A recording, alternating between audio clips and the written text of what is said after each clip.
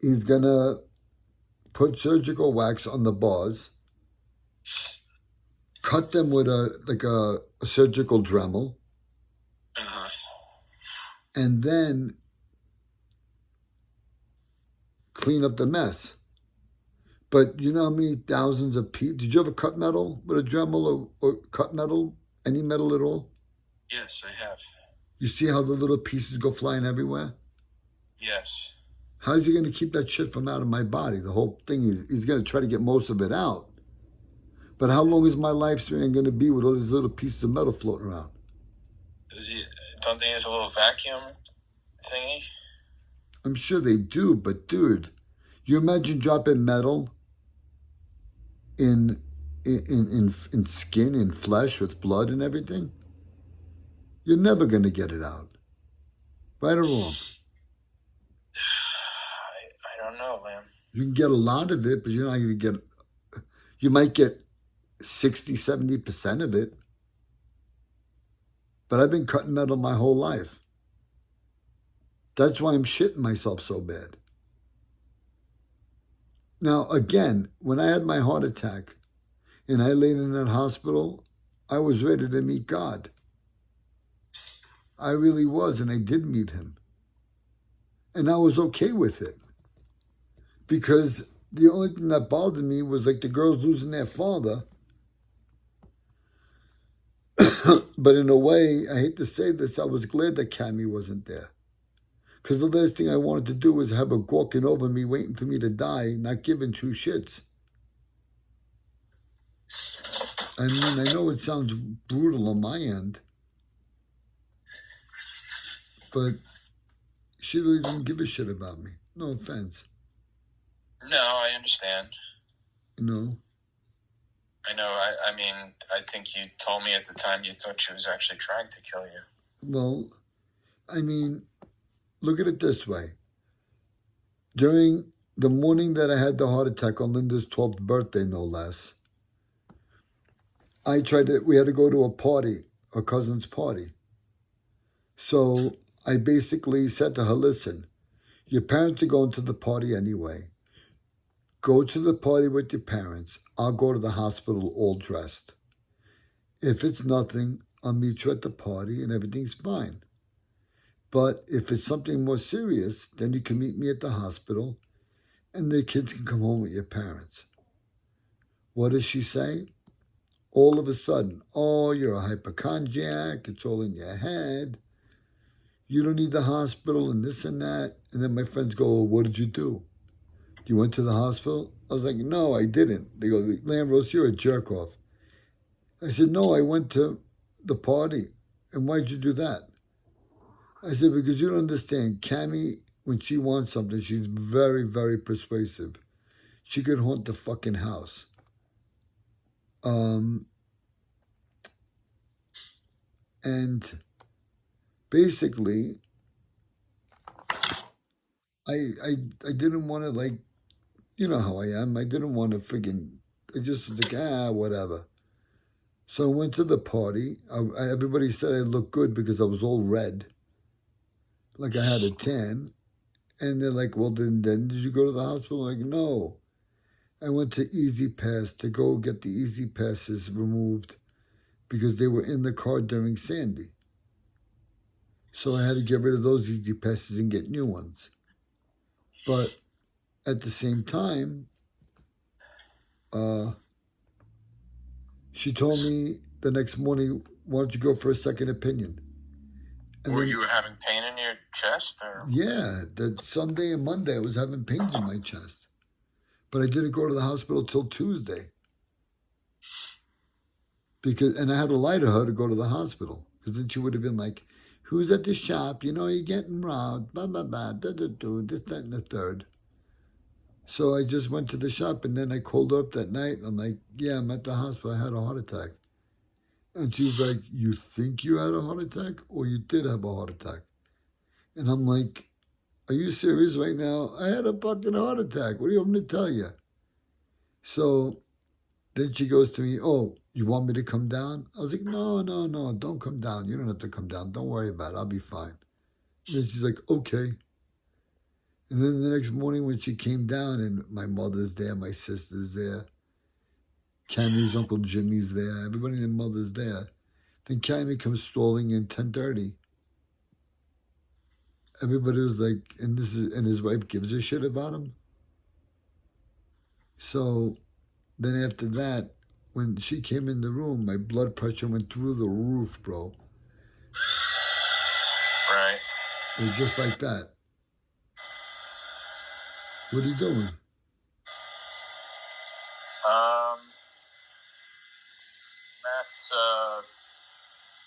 Matt's doing some work on the ATV. Now? Yeah. Oh, he's crazy. What you doing, Matt? Rewiring these damn light bars. Did you get a relay? No. They had relays. They were just jacked up. So was you hardwired direct? I took out some plugs and reran all the wires. Did you wire it up with a relay or just a switch? No, it's got a relay on it. Okay. I just took off. They come with those little bullshit push button things. The push button switches that are junk.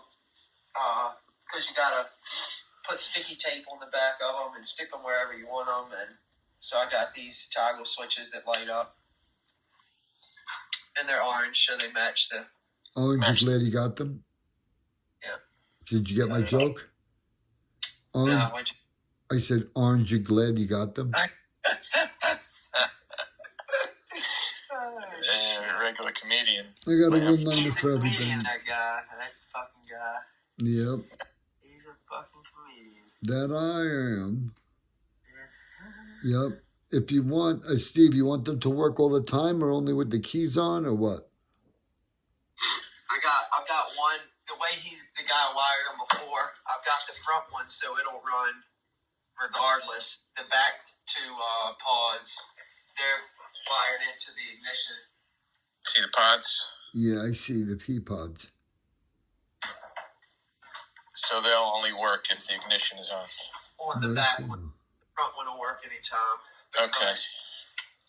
The way I could have hardwired it, but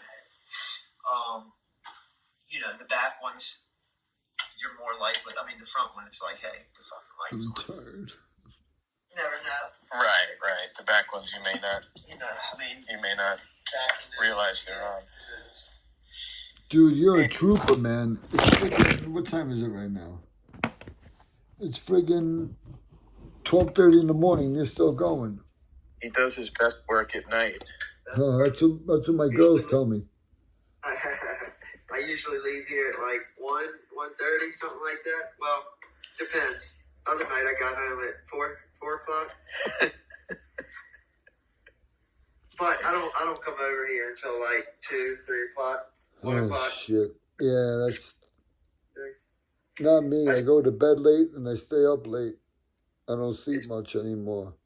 Yeah, me either. That's why I'm like, you know what? I can either lay at home in the bed, stare at the ceiling or the TV, or I can sit here and do something that's worth a shit. I hear that, brother. I hear that. As long as I'm not bothering anybody, then that's all good. Well, you can't bother Steve.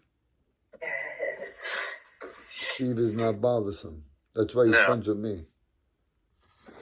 Well, plus the room above the garage is the playroom. No one's in there. No one's playing at night. I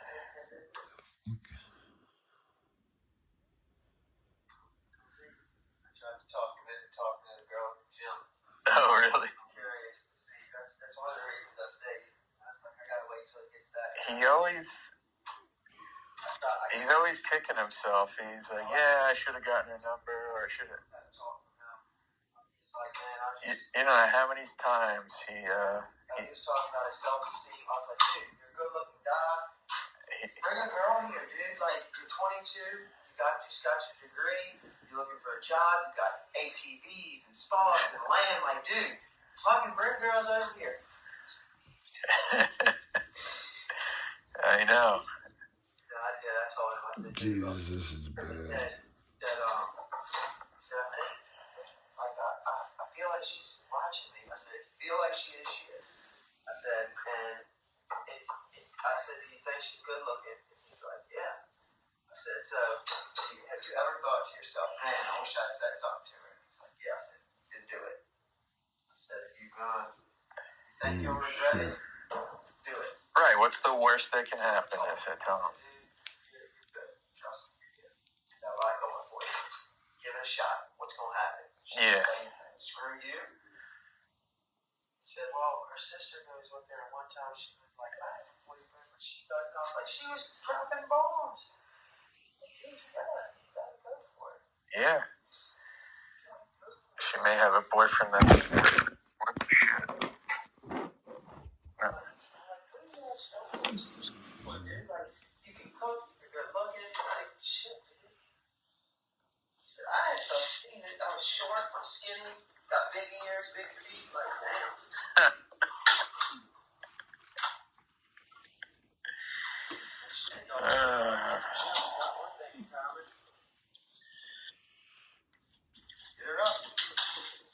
I went out with some lookers, right, Lamb? Yeah, you did, my brother. Remember Liz, the Dominican girl? Yup. Hey, Matt. Matt. You know what, Steve? You want to hear something about Steve? He went out with this girl named Frank, and this other girl named Richard, and another guy, Steve. It wasn't Adam and Eve. It was Steve and Steve. Oh, that's not nice. That's not nice. I'm only kidding. I'm just saying it because I'm jealous. I'm jealous that me and Steve got the same haircut. He copied off me. It's not Adam and Eve. It's Steve and Steve. That's not nice. I'm sorry, Steve. That's all right. You can pick on me. How sick I am. How about that? Oh, God. Hey, Steve. Hey, Matt. You know why they call Steve handsome?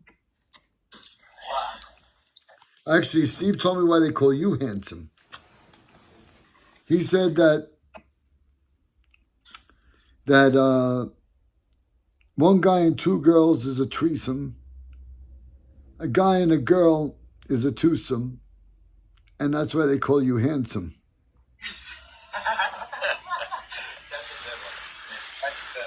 I'm You just sorry. make that up? I don't know you well enough to say that. I'm sorry. These are great bar jokes. Man of the hour. And the hour. Dude, was she there? What? What happened?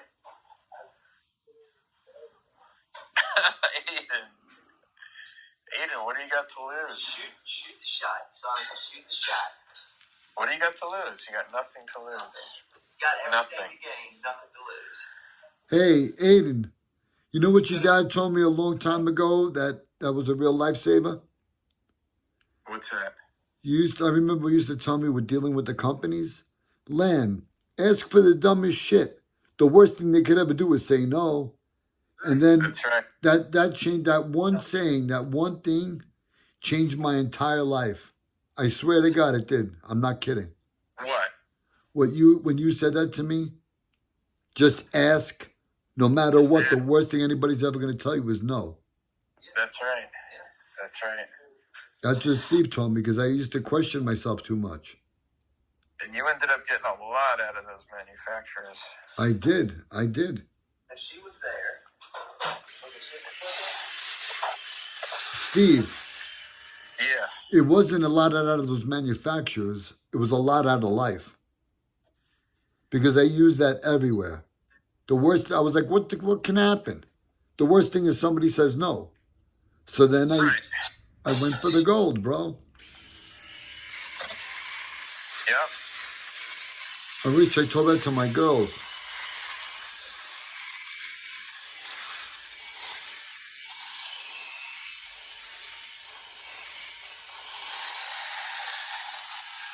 Well, that's better advice, guys. What's that? But yeah, it could apply to anybody. It can apply to anything. That is good advice, bro. It is, yeah. That's what it was going into business. And that was something my parents told me too. They said, Lamb, do it now that you're young. That way, what's going to happen? You still live at home, right? Right. Steve, Yeah. me and you met when I was like 19 years old, 20 years old. Yeah. And I did the Eclipse demo car and went to MES when I was 21. Uh-huh. I bought Soundstation with you because you had a lot of faith in me when I was 23. Then, Uh-huh. and that's when I met Cammie in 1995. And then that Halloween is when we closed on the deal Uh-huh. of buying the shop. Then sometime in 96 is when you told me you were leaving. Right. And that's when we paid you back. And that was thanks to Cammie because she was a good saver. And she goes, the first thing we do is pay Steve back his money because he was really nice. And that was nice of her. Because I don't think I could have done that without her. I was such a mismatched moron. I'm still a mismatched moron now. Right. And then who would have thought I'd be buying that house at 26? You Right. know? God bless you, brother. You did well for yourself. Well, I did it with your help. Yeah, that was only the start of it. You took off like a rocket ship. Yeah, but somebody had to give me a chance, my brother, and that was you. And I really appreciate it. I really do, brother. I was just one of the booster rockets. No, dude, come on now. Come on. You gave me PPI and Eclipse. You believed in me then. You believed in me to give me my big break in business. I know. Could you imagine if those guys had seen your shop when I signed you up for those product lines? I know they would have said, no fucking way. We're not letting this jerk off with this hole in the wall represent our products. Right. Yeah, but then it became the best shop in the fucking, right? Yeah. At one point, we were definitely hands down the best on Staten Island. Oh, absolutely. Without a doubt. And as far as sound quality and stuff like that, we were definitely probably one of the best in New York, if not the East Coast. Eric's car and that MR2 that I built for Todd, that car won 26 first place IASCA trophies in a row. MR2 Spider? No, it was an MR2.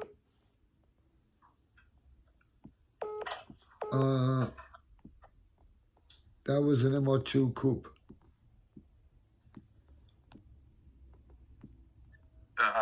It won what? It won 26 first place IASCA trophies. Wow. And it went to the finals. Uh-huh. And then you know what happened? What happened? We pulled the plug. What do you mean? What happened is that was when the Mormons and the Church of Jesus Christ and Latter-day Saints took over Precision Power. Right. And they fired Kevin. Right. They fired Kevin and they just dropped him like a hot potato and left him with like a $20,000 expense bill, and the bank repoed his car that they were supposed to make payments on. Wow. And me and Kevin were really tight. Yeah. I remember you helped them out. Yeah. Gave him 11 grand. I felt so bad for him, dude. He deserved so much better.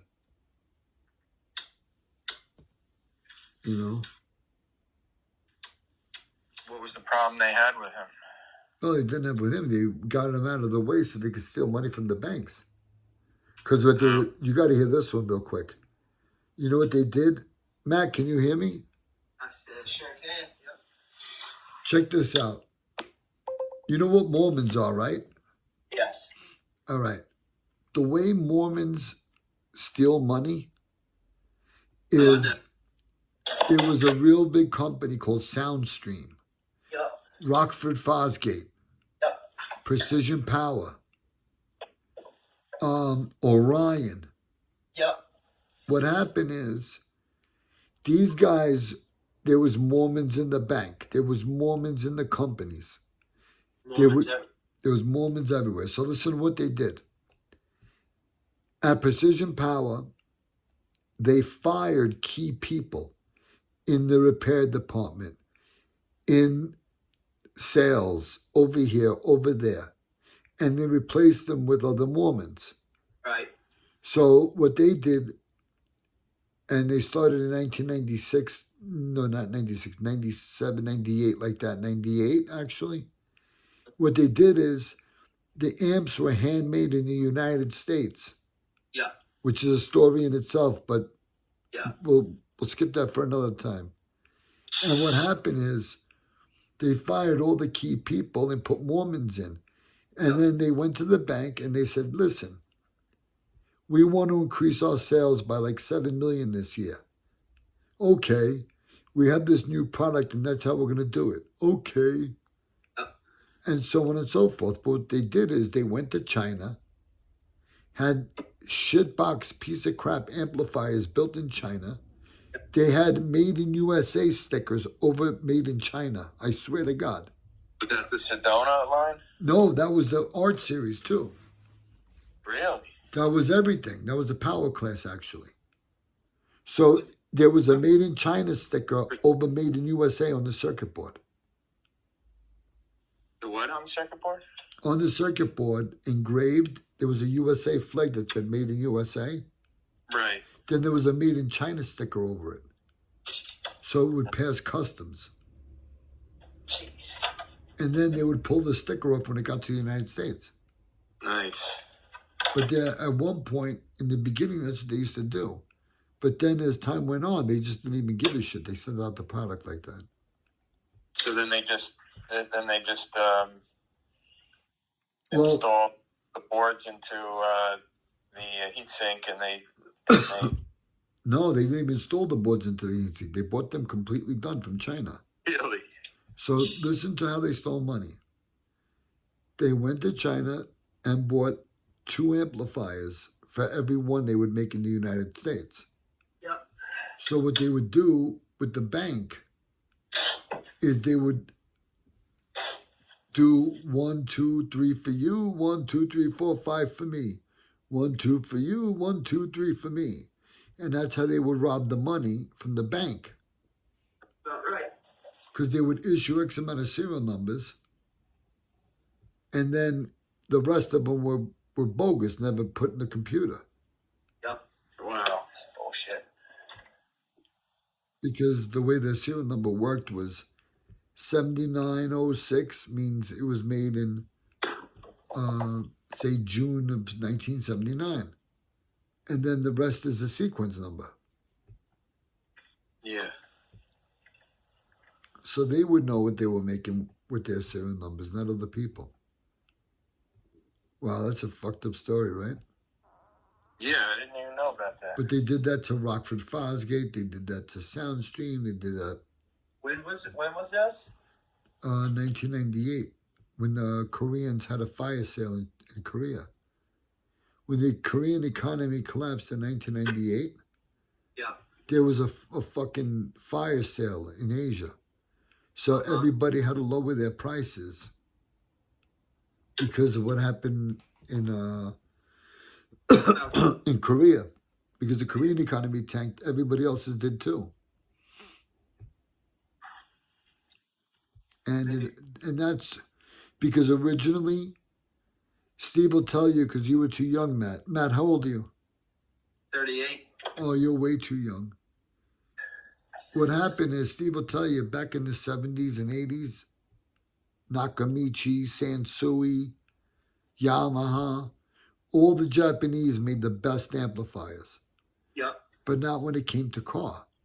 Yeah. When it came to car, the best amplifiers were handmade in the USA.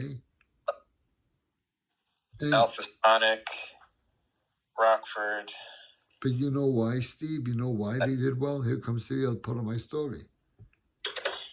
You know, do you remember the big amp, the big white surfboard, the A1200, the 2300 DM? Yeah. What happened is those were made originally for the U.S. Army, for the tanks. They were made, they were made for the M1 Abrams. They had these big pads. And what they would do is power like these big mats, electrostatic mats, and they would make the counterwave to noise because they were shaking the computers and all the electronics apart in them. So they put these big mats in there, and they were powered by the 1200s. Huh. No idea. I had no idea. That's how they got their break, brother. You can Google all this shit. It's amazing. Or I can just talk to you. Yeah. When I croak, it's going to really suck because there's so much that I know that's going to go with me. I could write a bunch of books on George Barris, on the American amplifier fucking market. Tell me some George Barris stories. Well, when he came to my shop, there was You know who George Barris was, Matt? He did all the Hollywood vehicles. Oh, really? the kid from Knight Rider. Hold on one sec.